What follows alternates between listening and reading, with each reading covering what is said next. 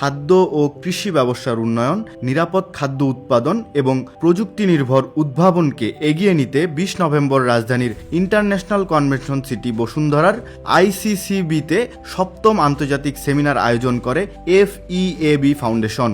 একই দিনে সেখানে শুরু হয়েছে 13তম গেইনটেক বাংলাদেশ ও 13তম ফুডটেক বাংলাদেশ শীর্ষক দুটি 3 দিনব্যাপী আন্তর্জাতিক মেলা।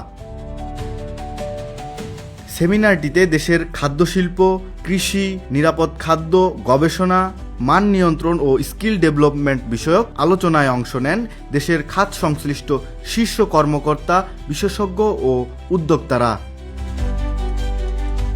সেমিনারে স্বাস্থ্যকর খাবার ও নিরাপদ খাদ্যনীতি নিয়ে বাংলাদেশ অর্গানিক প্রোডাক্ট ম্যানুফ্যাকচারার্স অ্যাসোসিয়েশনের general secretary doctor Hasan Ahmed বলেন, কৃত্রিম উপায়ে রাসায়নিক সার ব্যবহার করার কারণে ধ্বংস হচ্ছে শরীর ও দেশের মাটি।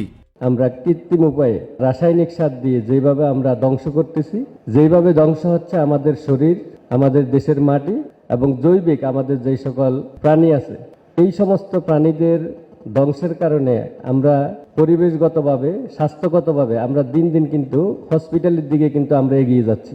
আমাদের স্লোগান হওয়ার কথা ছিল, আমরা যেই খাবার খাবো সেটা আমরা পুষ্টিকর খাবার খাবো, কিন্তু সেই পুষ্টিকর খাবারটা আমরা পাচ্ছি না। পাওয়ার কারণ একটাই, যেখান থেকে আমাদের পুষ্টি আসবে সেই জায়গায় আমরা কেউ কথা বলি না।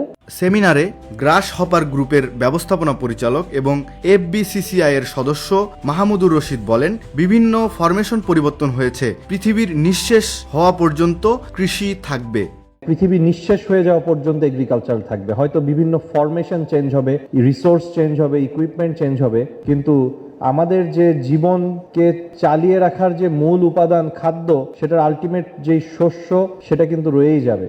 পার্টিকুলারলি আমি যে এগ্রিকালচারের কথা বলি, আমাদের জিডিপিতে অ্যাপ্রক্সিমেটলি জিডিপি গ্রোথে 10 to 12% এগ্রিকালচারের কন্ট্রিবিউশন। অন্যদিকে আমাদের দেশের টোটাল এমপ্লয়মেন্টের 40% কিন্তু এগ্রিকালচারের সাথে রিলেটেড এমপ্লয়মেন্ট। তার মানে আমি দেশের 40% ম্যান পাওয়ার অকুপাই করছি, কিন্তু জিডিপিতে গ্রোথ আনতে পারছি হয়তো মাত্র 10 to 12%। তার মানে এখানে একটা huge gap of skilled man power utilization রয়ে গেছে।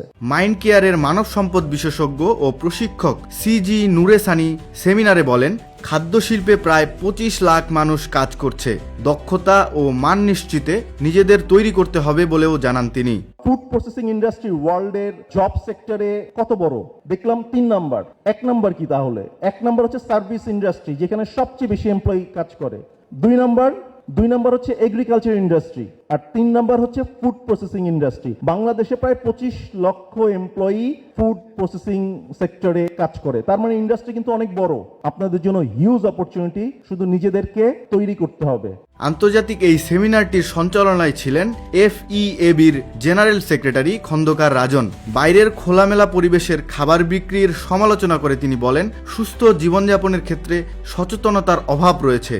প্রসেস ফুডে হাইজিন, এই যে বাইরে খাবার বিক্রি হচ্ছে সরাসরি সানলাইটে, 35, 40, 42 ডিগ্রি হচ্ছে একটা উপযোগী তাপমাত্রা জীবাণু গ্রো করার জন্য, সেটা বাইরে বিক্রি হচ্ছে। আমরা জানি না। Food safety authority chairman sir মহোদয় আছেন, ওনারা কাজ করেছেন। তো আসলে সবারই সীমাবদ্ধতা থাকে, আমাদের আসলে অ্যাওয়ারনেসের অভাব আছে। হ্যাঁ, তো স্যারদেরকে ইনভাইট করার উদ্দেশ্য এটা যে আমরা এই সেক্টরটাকে কিভাবে আগে নিয়ে যেতে পারি, আমরা প্রসেস ফুডটাকে কিভাবে নিরাপদ রাখতে পারি, আমাদের স্বাস্থ্যটাকে কিভাবে সুস্থভাবে জীবনযাপন করতে পারি। নাহলে কি হবে, আজকে আমি যেই টাকার বাজার করছি, শেষ বয়সে সেই টাকার ওষুধ কিনতে হচ্ছে আমাকে।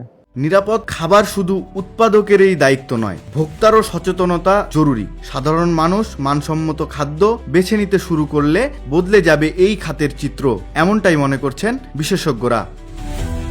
জিয়াউল ইসলাম জিসান, দ্য ফাইন্যান্সিয়াল এক্সপ্রেস।